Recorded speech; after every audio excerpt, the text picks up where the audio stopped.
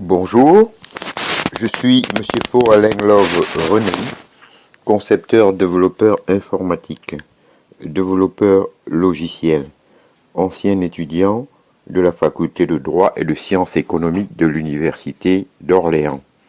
Aujourd'hui, dans le cadre du cours d'économie, nous allons étudier les hommes du président.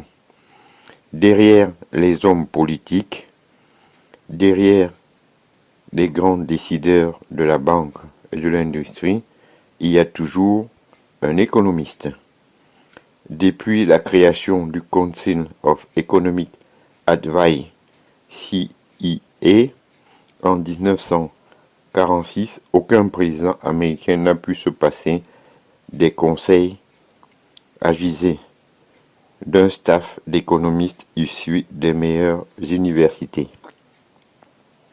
Kennedy citait toujours l'économiste canadien John Kenneth Galbraith, 1908-2006.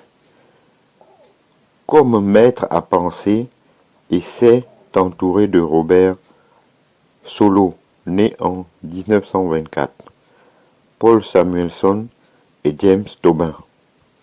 En 1961, ces trois derniers rédigent un rapport sur l'état des États-Unis qui recommande des moyens pour juguler les cycles en insistant sur les dépenses publiques.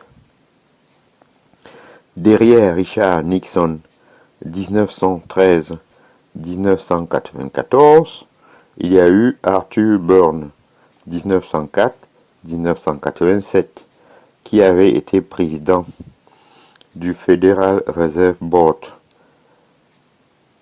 FED, la Banque centrale américaine, et Milton Friedman, conseiller économique du Parti républicain.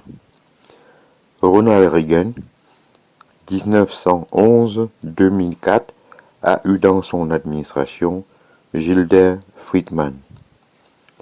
Bill Clinton, né en 1946, a eu Joseph Stiglitz, né en 1943, président du CEA, et à la tête d'une équipe appelée Dream Team. Par la suite, Stiglitz a été vice-président de la Banque mondiale.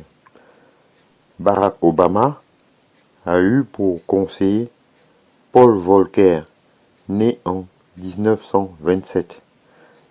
Lawrence Sommer, né en 1954, et Christina Romer, née en 1958. En Grande-Bretagne, Nicolas Kaldor a été conseiller spécial auprès des gouvernements travaillistes de 1964, 1968 et de 1974. En 1976, Margaret Thatcher, née en 1925, était une inconditionnelle de von Hayek. En France, le général de Gaulle, 1890-1970, ne pouvait se passer des conseils de Jacques Rueff, 1896-1978. En 1997, le Conseil d'analyse économique CAE, créé par Lionel Jospin, comptait parmi ses membres ce que l'intelligence économique française avait de meilleur. Michel Aglietta, né en 1938. Philippe Herzog, né en 1940. Pierre-Alain Muet, né en 1945. Parfois, les économistes mettent directement la main à la pâte. Keynes a été un dignitaire de la haute administration britannique. C'est lui qui représentait son pays à la conférence de Bretton Woods. Robert Reich, né en 1946, a été ministre du Travail de Bill Clinton. Raymond Barre, né en 1924, et Joseph Schumpeter ont été également ministres. J'en ai terminé avec ce cours sur les hommes du président. Je vous en remercie.